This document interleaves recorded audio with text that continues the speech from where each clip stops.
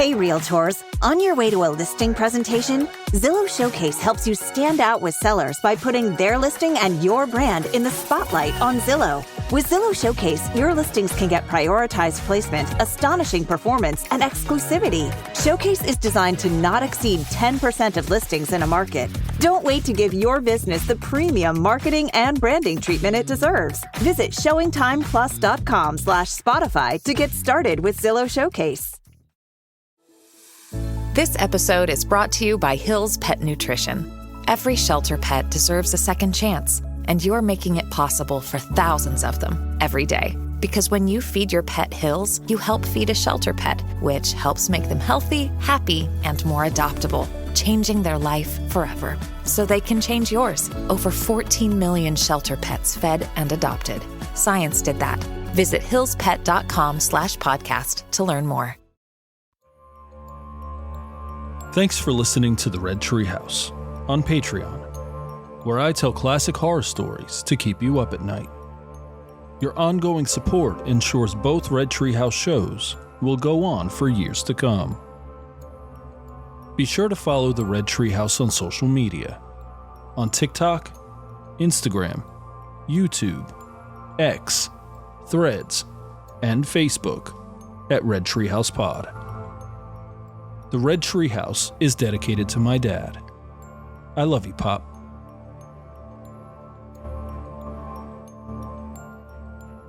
First published in 1879, The Shadow in the Corner, written by Mary Elizabeth Braddon, is a terrific gothic horror story with suicide and murder as the backdrop. A suspenseful story that will give you the creeps. This one, at its core, makes you wonder if you should ever second-guess someone when they tell you they saw a ghost and they're frightened. Because to disbelieve might just lead to tragedy. Do you believe in ghosts? I promise you this story will have you looking over your shoulder and avoiding looking at the dark corner of your room. So sit back, pull up the covers, and pay close attention as I read The Shadow in the Corner. I'm your host, Will. Welcome to the Red Treehouse.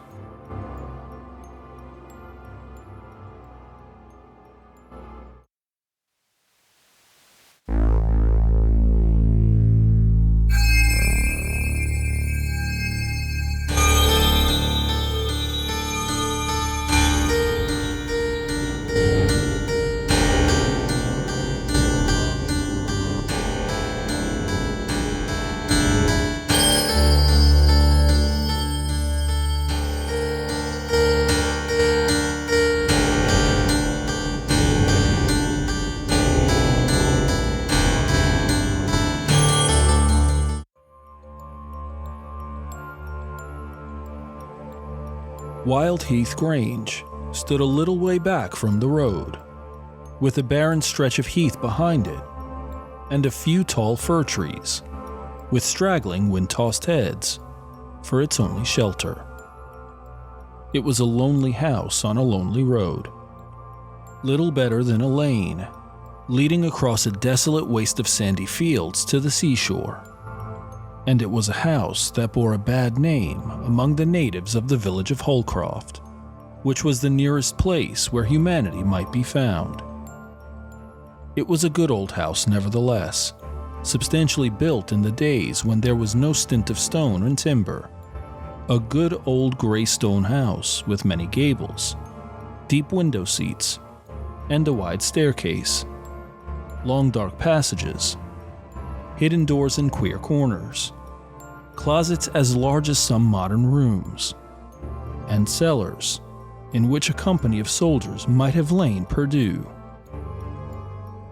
This spacious old mansion was given over to rats and mice, loneliness, echoes, and the occupation of 3 elderly people: Michael Bascom, whose forebears had been landowners of importance in the neighborhood, and his 2 servants, Daniel Skegg, and his wife, who had served the owner of that grim old house ever since he left the university, where he had lived 15 years of his life, 5 as a student, and 10 as professor of natural science. At 3 and 30, Michael Bascom had seemed a middle-aged man. At 56, he looked and moved and spoke like an old man. During that interval of 23 years, he had lived alone in Wildheath Grange, and the country people told each other that the house had made him what he was. This was a fanciful and superstitious notion on their part, doubtless, yet it would not have been difficult to have traced a certain affinity between the dull gray building and the man who lived in it. Both seemed alike remote from the common cares and interests of humanity. Both had an air of settled melancholy, engendered by perpetual solitude. Both had the same faded complexion, the same look of slow decay.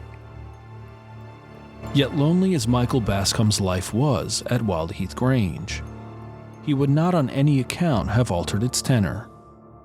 He had been glad to exchange the comparative seclusion of college rooms for the unbroken solitude of Wildheath. He was a fanatic in his love of scientific research, and his quiet days were filled to the brim with labors that seldom failed to interest and satisfy him. There were periods of depression, occasional moments of doubt, when the goal towards which he strove seemed unattainable, and his spirit fainted within him. Happily, such times were rare with him. He had a dogged power of continuity which ought to have carried him to the highest pinnacle of achievement, and which perhaps might ultimately have won for him a grand name and a worldwide renown, but for a catastrophe which burdened the declining years of his harmless life with an unconquerable remorse. One autumn morning, when he had lived just 23 years at Wildheath, and had only lately begun to perceive that his faithful butler and body servant, who was middle-aged when he first employed him, was actually getting old. Mr. Bascom's breakfast meditations over the latest treatise on the atomic theory were interrupted by an abrupt demand from that very Daniel Skegg. The man was accustomed to wait upon his master in the most absolute silence, and his sudden breaking out into speech was almost as startling as if the bust of Socrates above the bookcase had burst into human language. "It's no use," said Daniel. "My missus must have a girl." "A what?"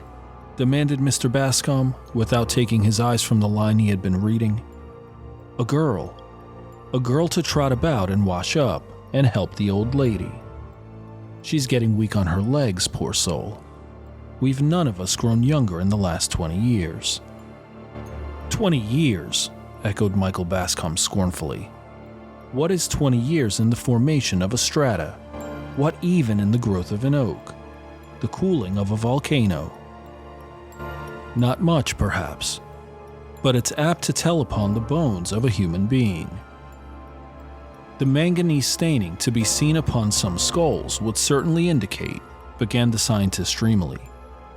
I wish my bones were only as free from rheumatics as they were 20 years ago, pursued Daniel testily. And then perhaps I should make light of 20 years. Howsoever, the long and the short of it is, my missus must have a girl. She can't go on trotting up and down these everlasting passages and standing in that stone scullery year after year, just as if she was a young woman. She must have a girl to help. Let her have 20 girls, said Mr. Bascom, going back to his book. What's the use of talking like that, sir? 20 girls indeed. We shall have rare work to get one. Because the neighborhood is sparsely populated? Interrogated Mr. Bascom, still reading. No, sir. Because this house is known to be haunted.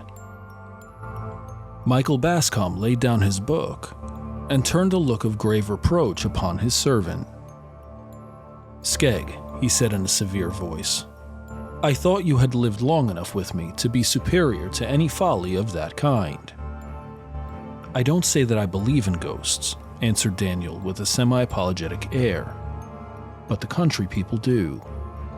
There's not a mortal among them that will venture across our threshold after nightfall." Merely because Anthony Bascom, who led a wild life in London and lost his money and land, came home here broken-hearted and is supposed to have destroyed himself in this house, the only remnant of property that was left him out of a fine estate. "Supposed to have destroyed himself," cried Skegg. "Why, the fact is as well known as the death of Queen Elizabeth, or the Great Fire of London. Why, wasn't he buried at the crossroads between here and Holcroft? In idle tradition, for which you could produce no substantial proof," retorted Mr. Bascom. "I don't know about proof, but the country people believe it as firmly as they believe their gospel. If their faith in the gospel was a little stronger, they need not trouble themselves about Anthony Bascom." "Well," grumbled Daniel as he began to clear the table, "a girl of some kind we must get, but she'll have to be a foreigner, or a girl that's hard driven for a place." When Daniel Skegg said a foreigner, he did not mean the native of some distant clime, but a girl who had not been born and bred at Holcroft. Daniel had been raised and reared in that insignificant hamlet, and small and dull as it was, he considered the world beyond it only margin. Michael Bascom was too deep in the atomic theory to give a second thought to the necessities of an old servant. Mrs. Skegg was an individual with whom he rarely came in contact. She lived for the most part in a gloomy region at the north end of the house, where she ruled over the solitude of a kitchen that looked like a cathedral, and numerous offices of the sculler, larder, and pantry class, where she carried on a perpetual warfare with spiders and beetles, and wore her old life out in the labor of sweeping and scrubbing. She was a woman of severe aspect, dogmatic piety, and a bitter tongue. She was a good plain cook, and ministered diligently to her master's wants. He was not an epicure, but liked his life to be smooth and easy, and the equilibrium of his mental power would have been disturbed by a bad dinner.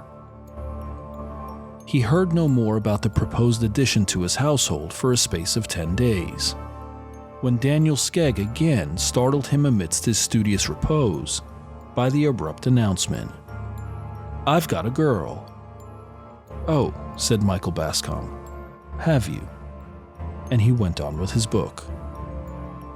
This time he was reading an essay on phosphorus and its functions in relation to the human brain. "Yes," pursued Daniel in his usual grumbling tone. "She was a waif and stray, or I shouldn't have got her. If she'd been a native, she'd never have come to us." "I hope she's respectable," said Michael. "Respectable? That's the only fault she has, poor thing. She's too good for the place. She's never been in service before, but she says she's willing to work, and I dare say my old woman will be able to break her in. Her father was a small tradesman at Yarmouth. He died a month ago and left this poor thing homeless. Mrs. Midge at Holcroft is her aunt, and she said to the girl, 'Come and stay with me till you get a place.' And the girl has been staying with Mrs. Midge for the last 3 weeks, trying to hear of a place. When Mrs. Midge heard that my missus wanted a girl to help, she thought it would be the very thing for her niece Maria. Luckily, Maria had heard nothing about this house, so the poor innocent dropped me a curtsy and said she'd be thankful to come, and would do her best to learn her duty. She had had an easy time of it with her father, who had educated her above her station. Like a fool as he was," growled Daniel. "By your own account, I'm afraid you've made a bad bargain," said Michael. "You don't want a young lady to clean kettles and pans." "If she was a young duchess, my old woman would make her work," retorted Skegg decisively. "And pray, where are you going to put this girl?" asked Mr. Bascom rather irritably. "I can't have a strange young woman tramping up and down the passages outside my room. You know what a wretched sleeper I am, Skeg. A mouse behind the wainscot is enough to wake me." "I've thought of that," answered the butler, with his look of ineffable wisdom. "I'm not going to put her on your floor. She's to sleep in the attics." "Which room?" "The big one at the north end of the house. That's the only ceiling that doesn't let water. She might as well sleep in a shower bath as in any of the other attics." "The room at the north end," repeated Mr. Bascom thoughtfully. "Isn't that—" "Of course it is," snapped Skeg. "But she doesn't know anything about it." Mr. Bascom went back to his books and forgot all about the orphan from Yarmouth, until one morning, on entering his study, he was startled by the appearance of a strange girl, in a neat black and white cotton gown, busy dusting the volumes which were stacked in blocks upon his spacious writing table, and doing it with such deft and careful hands that he had no inclination to be angry at this unwanted liberty. Old Mrs. Skeg had religiously refrained from all such dusting, on the plea that she did not wish to interfere with the master's ways. One of the master's ways, therefore, had been to inhale a good deal of dust in the course of his studies. The girl was a slim little thing, with a pale and somewhat old-fashioned face, flaxen hair, braided under a neat muslin cap, a very fair complexion, and light blue eyes. They were the lightest blue eyes Michael Bascom had ever seen, but there was a sweetness and gentleness in their expression which atoned for their insipid color. "I hope you do not object to my dusting your books, sir," she said, dropping a curtsy. She spoke with a quaint precision which struck Michael Bascom as a pretty thing in its way. "No, I don't object to cleanliness, so long as my books and papers are not disturbed. If you take a volume off my desk, replace it on the spot you took it from. That's all I ask." "I will be very careful, sir." "When did you come here?" "Only this morning, sir." The student seated himself at his desk, and the girl withdrew, drifting out of the room as noiselessly as a flower blown across the threshold. Michael Bascom looked after her curiously. He had seen very little of youthful womanhood in his dry-as-dust career, and he wondered at this girl as at a creature of species hitherto unknown to him. How fairly and delicately she was fashioned. What a translucent skin. What soft and pleasing accents issued from those rose-tinted lips. A pretty thing, assuredly, this kitchen wench. A pity that in all this busy world there could be no better work found for her than the scouring of pots and pans. Absorbed in considerations about dry bones, Mr. Bascom thought no more of the pale-faced handmaiden. He saw her no more about his rooms. Whatever work she did there was done early in the morning, before the scholars' breakfast. She had been a week in the house when he met her one day in the hall. He was struck by the change in her appearance. The girlish lips had lost their rosebud hue. The pale blue eyes had a frightened look, and there were dark rings around them, as in one whose nights had been sleepless or troubled by evil dreams. Michael Bascom was so startled by an undefinable look in the girl's face that, reserved as he was by habit and nature, he expanded so far as to ask her what ailed her. "There is something amiss, I am sure," he said. "What is it?" "Nothing, sir," she faltered, looking still more scared at his question. "Indeed, it is nothing. Or nothing worth troubling you about." "Nonsense. Do you suppose because I live among books, I have no sympathy with my fellow creatures. Tell me what is wrong with you, child. You have been grieving about the father you have lately lost, I suppose. No, sir, it is not that. I shall never leave off being sorry for that.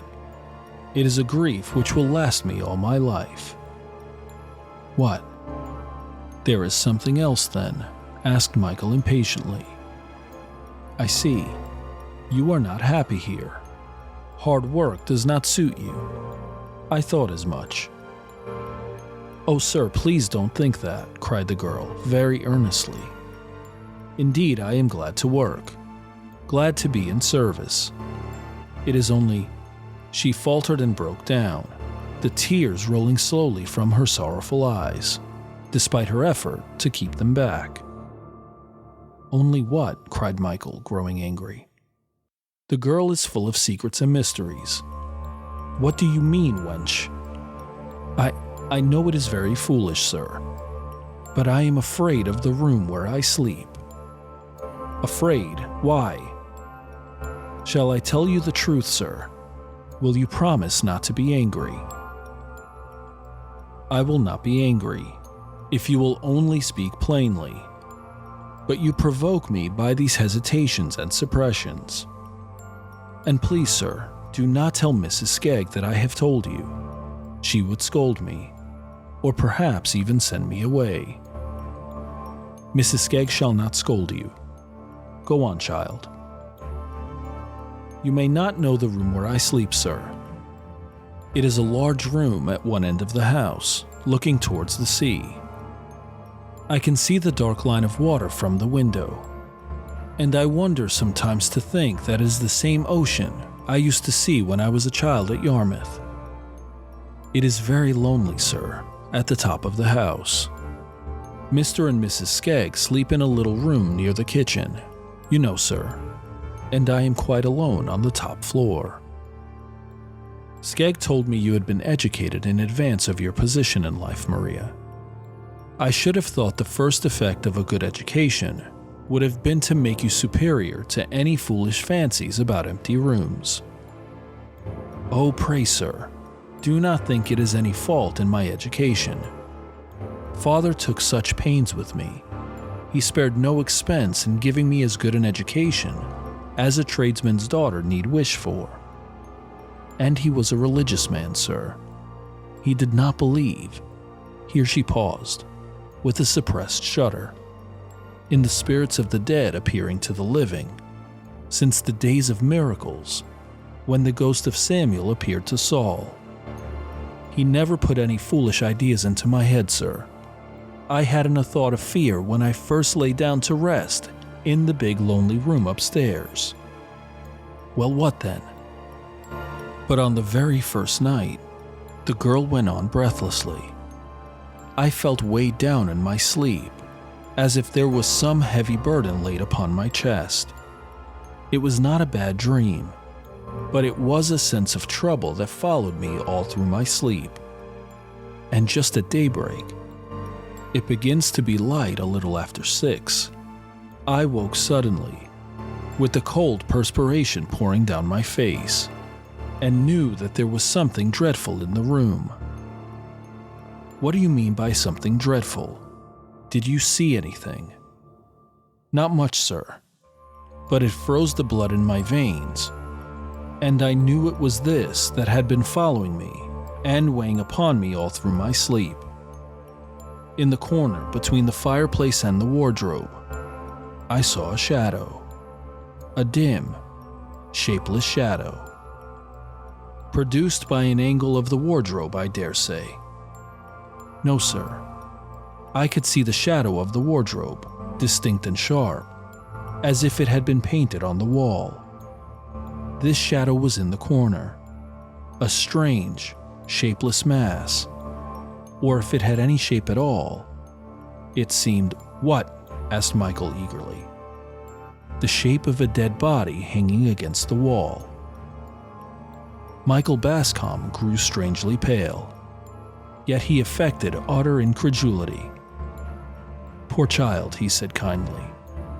You have been fretting about your father until your nerves are in a weak state, and you are full of fancies. A shadow in the corner indeed.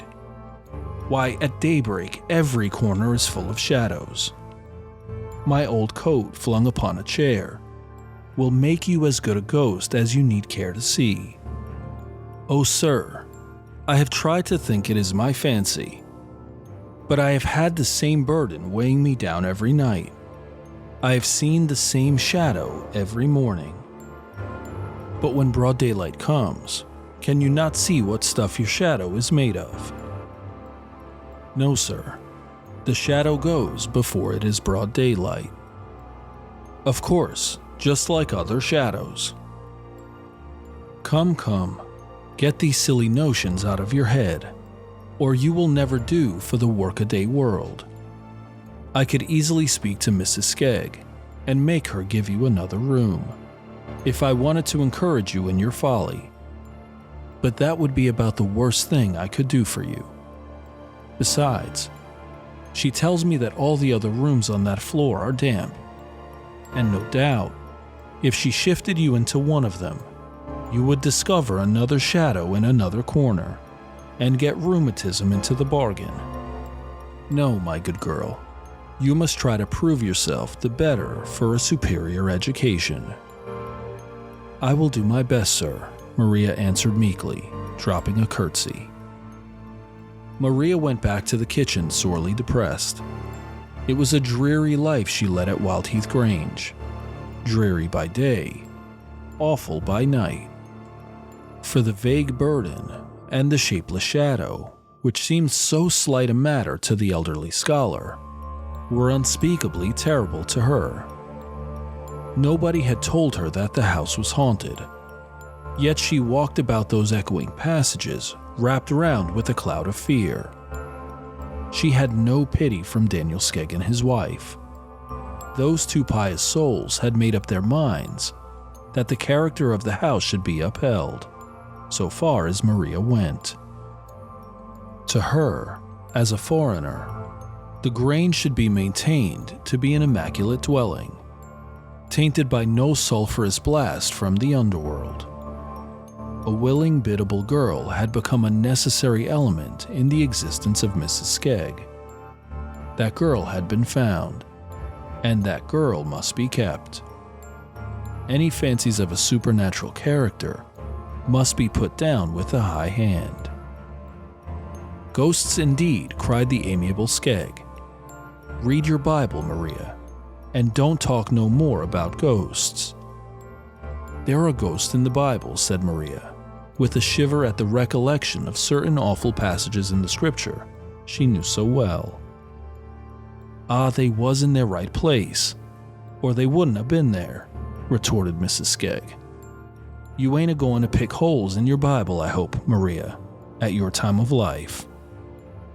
Maria sat down quietly in her corner by the kitchen fire and turned over the leaves of her dead father's Bible till she came to the chapters the two had loved best and oftenest read together.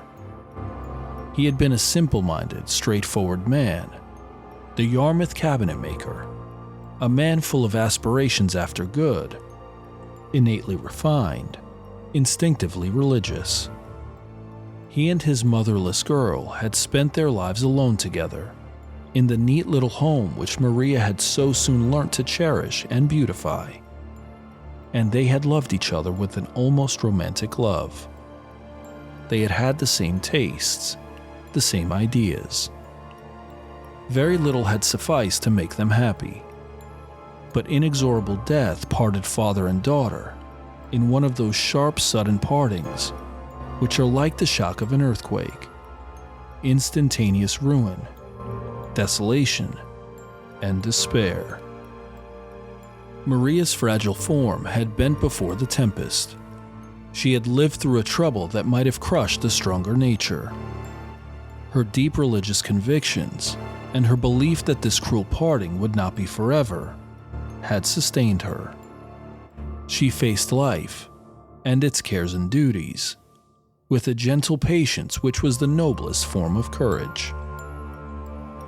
Michael Bascom told himself that the servant girl's foolish fancy about the room that had been given her was not a matter of serious consideration.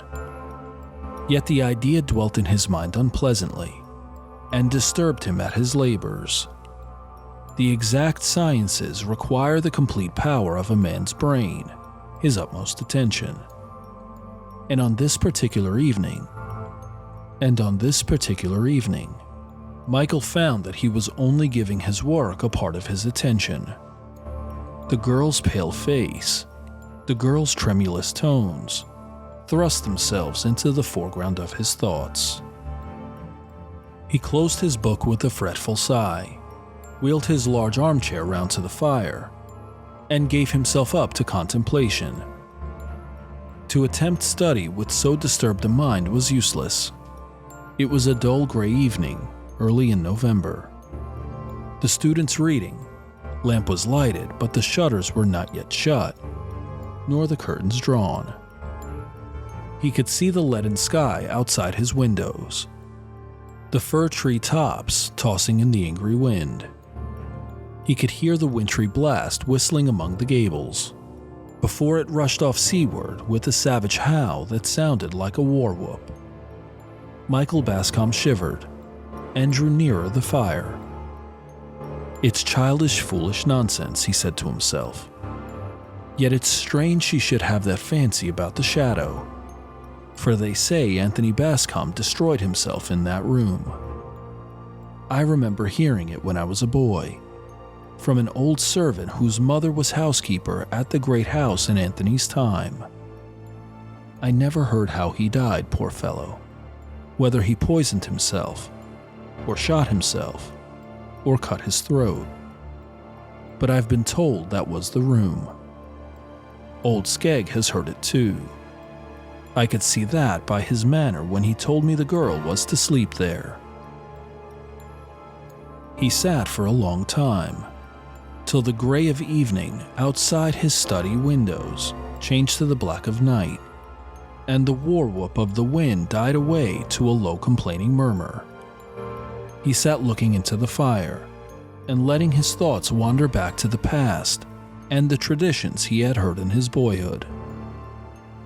That was a sad, foolish story of his great uncle, Anthony Bascom. The pitiful story of a wasted fortune and a wasted life.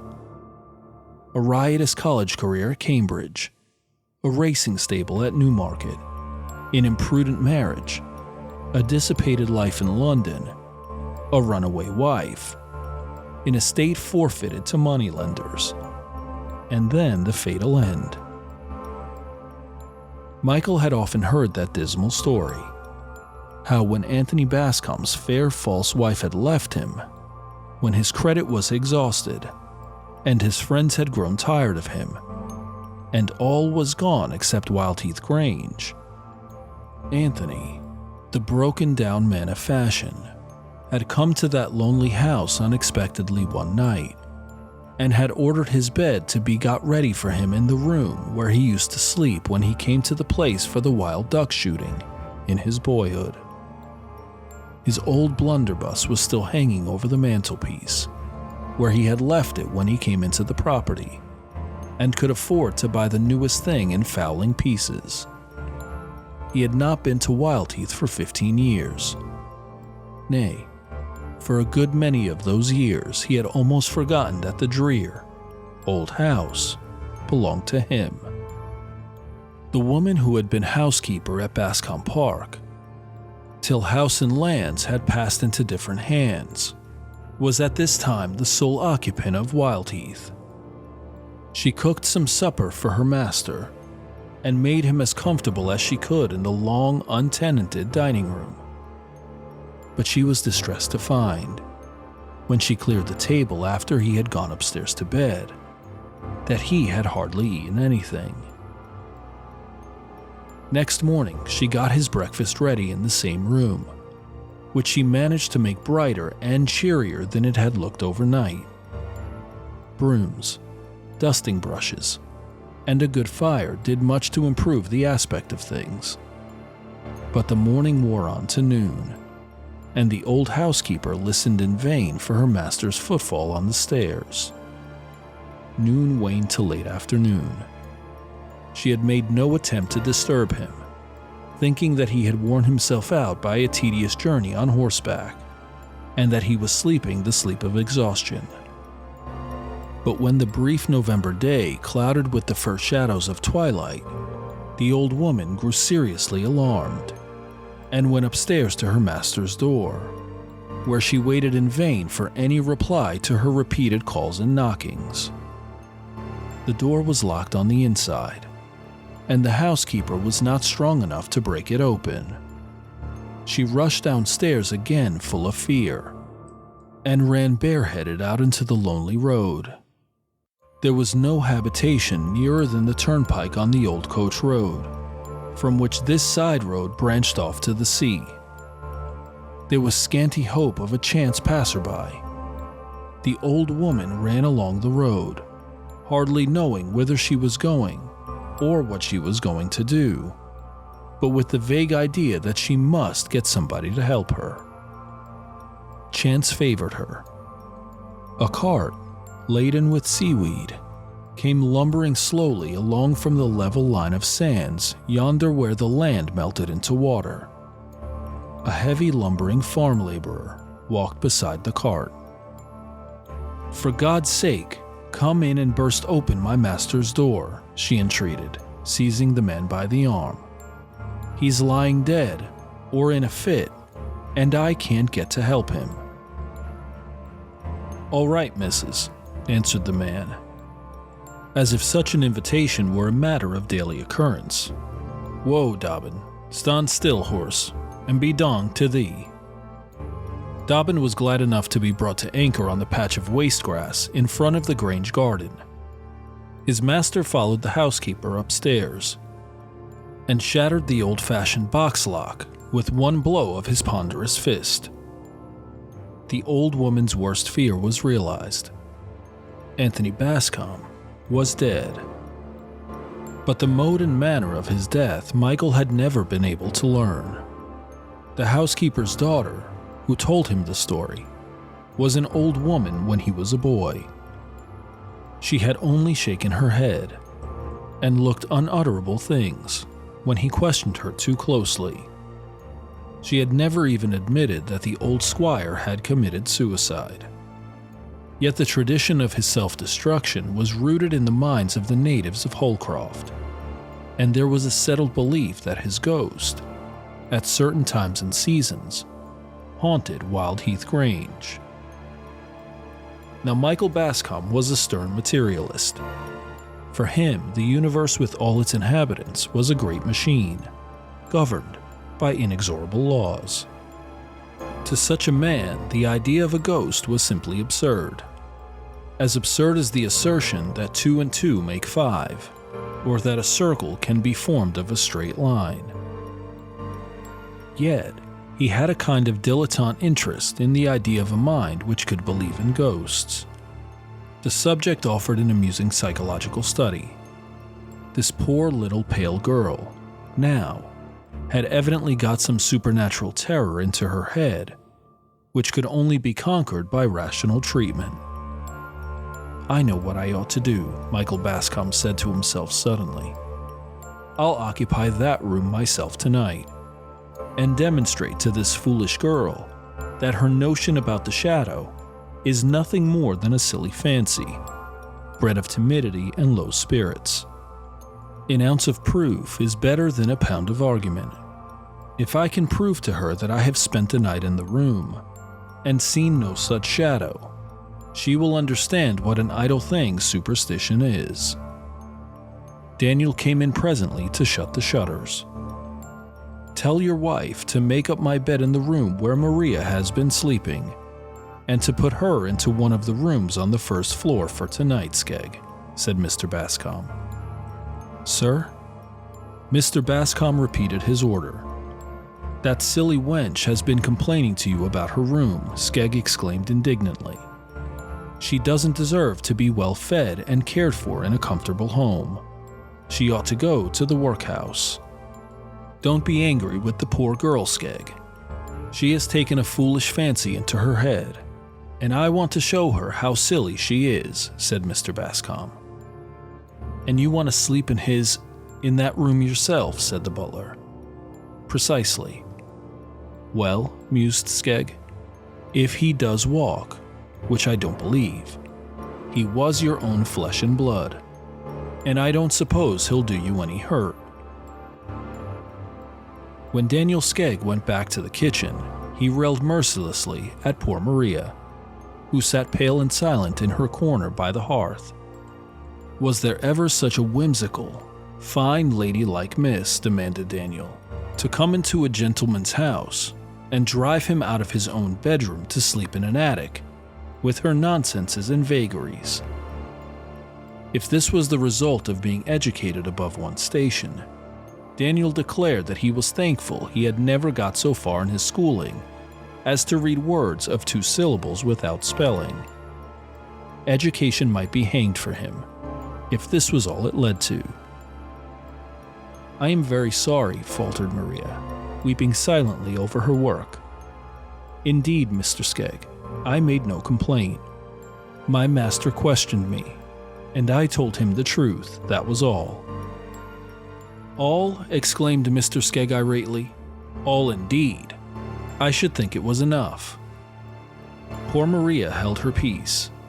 Her mind, fluttered by Daniel's unkindness, had wandered away from that bleak big kitchen to the lost home of the past, the snug little parlor where she and her father had sat beside the cozy hearth on such a night as this, she with her smart workbox and her plain sewing, he with the newspaper he loved to read, the petted cat purring on the rug, the kettle singing on the bright bass trivet, the tea tray pleasantly suggestive of the most comfortable meal in the day. Oh, those happy thoughts, that dear companionship. Were they really gone forever, leaving nothing behind them but unkindness and servitude? Michael Bascom retired later than usual that night. He was in the habit of sitting at his books long after every other lamp but his own had been extinguished. The Skeggs had subsided into silence and darkness in their drear ground-floor bedchamber. Tonight, his studies were of a peculiarly interesting kind, and belonged to the order of recreative reading rather than of hard work. He was deep in the history of that mysterious people who had their dwelling place in the Swiss lakes, and was much exercised by certain speculations and theories about them. The old 8-day clock on the stairs was striking 2 as Michael slowly ascended, candle in hand, to the hitherto unknown regions of the attic. At the top of the staircase, he found himself facing a dark, narrow passage which led northwards. A passage that was in itself sufficient to strike terror to a superstitious mind. So black and uncanny did it look. Poor child, mused Mr. Bascom, thinking of Maria. This attic floor is rather dreary, and for a young mind prone to fancies. He had opened the door of the north room by this time, and stood looking about him. It was a large room, with a ceiling that sloped on one side, but was fairly lofty upon the other. An old-fashioned room, full of old-fashioned furniture, big, ponderous, clumsy, associated with a day that was gone and people that were dead. A walnut wood wardrobe stared him in the face, a wardrobe with brass handles, which gleamed out of the darkness like diabolical eyes. There was a tall 4-post bedstead, which had been cut down on one side to accommodate the slope of the ceiling, and which had a misshapen and deformed aspect in consequence. There was an old, mahogany bureau that smelt of secrets. There were some heavy old chairs with rush bottoms, moldy with age, and much worn. There was a cornered washstand, with a big basin and a small jug, the odds and ends of past years. Carpet there was none, save a narrow strip beside the bed. It is a dismal room, mused Michael, with the same touch of pity for Maria's weakness, which he had felt on the landing just now. To him, it mattered nothing where he slept. But having let himself down to a lower level by his interest in the Swiss lake people, he was in a manner humanized by the lightness of his evening's reading, and was even inclined to compassionate the weaknesses of a foolish girl. He went to bed, determined to sleep his soundest. The bed was comfortable, well supplied with blankets, rather luxurious than otherwise, and the scholar had that agreeable sense of fatigue which promises profound and restful slumber. He dropped off to sleep quickly, but woke with a start 10 minutes afterwards. What was this consciousness of a burden of care that had awakened him? This sense of all-pervading trouble that weighed upon his spirits and oppressed his heart? This icy horror of some terrible crisis in life through which he must inevitably pass? To him, these feelings were as novel as they were painful. His life had flowed on with smooth and sluggish tide, unbroken by so much as a ripple of sorrow. Yet tonight, he felt all the pangs of unavailing remorse, the agonizing memory of a life wasted, the stings of humiliation and disgrace, shame, ruin, a hideous death which he had doomed himself to die by his own hand. These were the horrors that pressed him round and weighed him down as he lay in Anthony Bascom's room. Yet, even he, the man who could recognize nothing in nature, or in nature's God, better or higher than an irresponsible and invariable machine governed by mechanical laws, was fain to admit that here he found himself face to face with a psychological mystery. The trouble, which came between him and sleep, was the trouble that had pursued Anthony Bascom on the last night of his life. So had the suicide felt as he lay in that lonely room, perhaps striving to rest his wearied brain with one last earthly sleep before he passed to the unknown intermediate land where all is darkness and slumber. And that troubled mind had haunted the room ever since. It was not the ghost of the man's body that returned to the spot where he had suffered and perished, but the ghost of his mind, his very self. No meaningless simulacrum of the clothes he wore and the figure that filled them.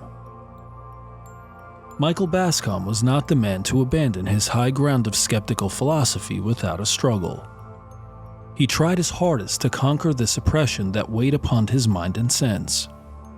Again and again, he succeeded in composing himself to sleep, but only to wake again and again to the same torturing thoughts, the same remorse, the same despair. So the night passed in unutterable weariness, for though he told himself that the trouble was not his trouble, that there was no reality in the burden, no reason for the remorse, these vivid fancies were as painful as realities, and took as strong a hold upon him. The first streak of light crept in at the window, dim and cold and gray. Then came twilight, and he looked at the corner between the wardrobe and the door. Yes, there was the shadow. Not the shadow of the wardrobe only, that was clear enough, but a vague and shapeless something which darkened the dull brown wall. So faint, so shadow, that he could form no conjecture as to its nature or the thing it represented. He determined to watch the shadow till broad daylight, but the weariness of the night had exhausted him, and before the first dimness of dawn had passed away, he had fallen fast asleep, and was tasting the blessed balm of undisturbed slumber. But he recalled his strange sensations, only to despise them, and he despised himself for having attached any importance to them. Indigestion very likely, he told himself, or perhaps mere fancy, engendered of that foolish girl's story. The wisest of us is no more under the dominion of imagination than he would care to confess. Well, Maria shall not sleep in this room any more. There is no particular reason why she should, and she shall not be made unhappy to please old Skegg and his wife. When he had dressed himself in his usual leisurely way, Mr. Bascom walked up to the corner where he had seen or imagined the shadow and examined the spot carefully. At first sight, he could discover nothing of a mysterious character. There was no door in the papered wall, no trace of a door that had been there in the past. There was no trapdoor in the worm-eaten boards. There was no dark, ineradicable stain to hint at murder. There was not the faintest suggestion of a secret or a mystery. He looked up at the ceiling. That was sound enough, save for a dirty patch here and there where the rain had blistered it. Yes, there was something. An insignificant thing, yet with a suggestion of grimness which startled him. About a foot below the ceiling, he saw a large iron hook projecting from the wall, just above the spot where he had seen the shadow of a vaguely defined form. He mounted on a chair, the better to examine this hook, and to understand, if he could, the purpose for which it had been put there. It was old and rusty. It must have been there for many years. Who could have placed it there, and why? It was not the kind of hook upon which one would hang a picture or one's garments. It was placed in an obscure corner. Had Anthony Bascom put it there on the night he died, or did he find it there, ready for a fatal use? If I were a superstitious man, thought Michael, I should be inclined to believe that Anthony Bascom hung himself from that rusty old hook. "Sleep well, sir?" asked Daniel as he waited upon his master at breakfast.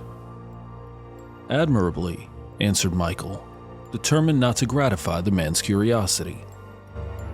He had always resented the idea that Wildheath Grange was haunted. "Oh, indeed, sir. You were so late that I fancied— late, yes. I slept so well that I overshot my usual hour for waking. But, by the way, Skegg, as that poor girl objects to the room, let her sleep somewhere else. It can't make any difference to us, and it may make some difference to her." "Humph," muttered Daniel in his grumpy way. "You didn't see anything queer up there, did you?" "See anything? Of course not." "Well then, why should she see things? It's all her silly fiddle-faddle. Never mind. Let her sleep in another room.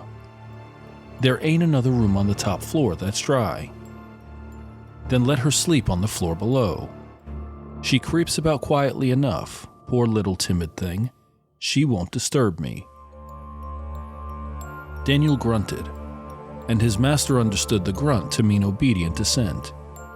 But here, Mr. Bascom was unhappily mistaken.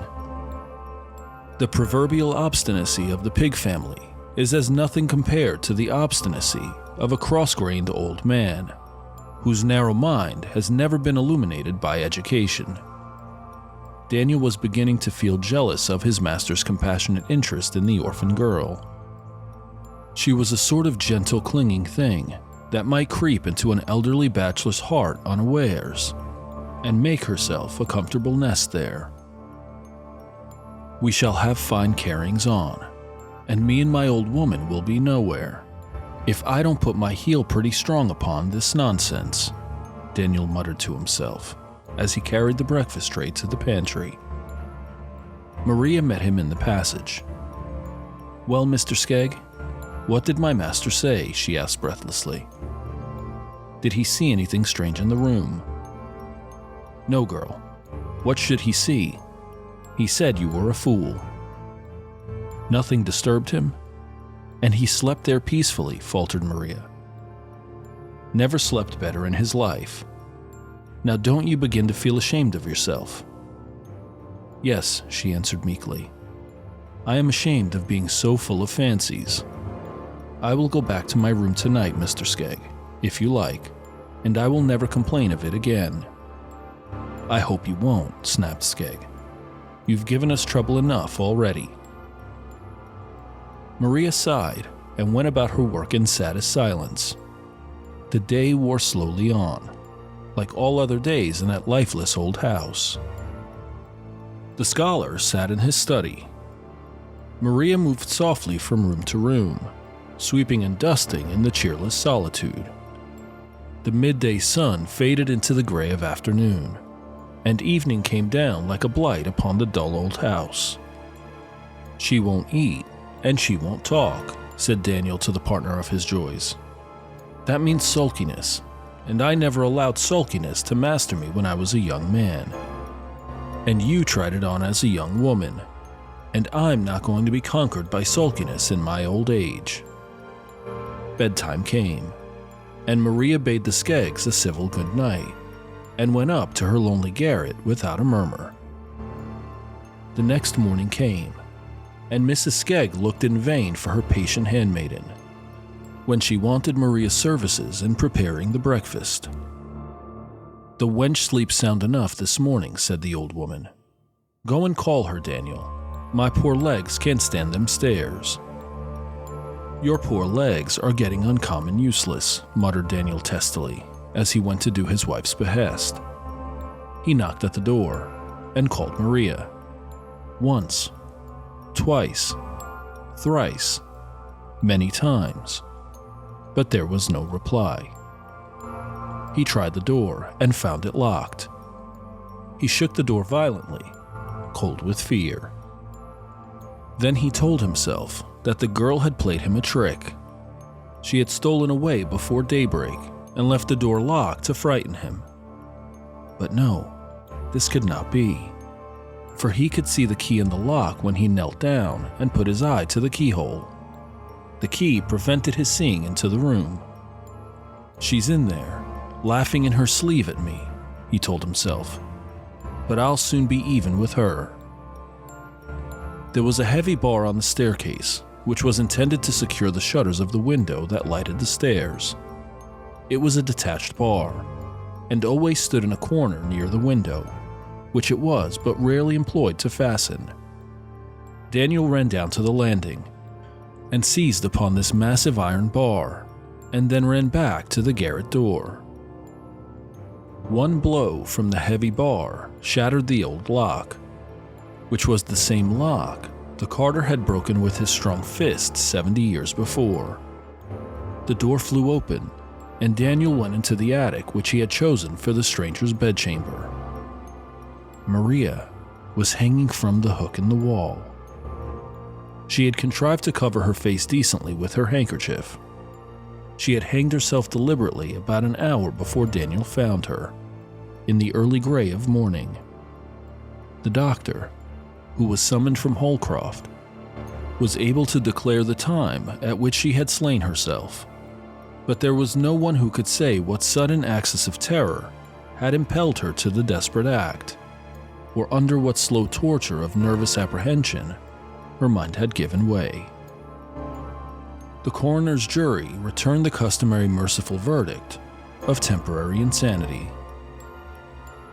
The girl's melancholy fate darkened the rest of Michael Bascom's life.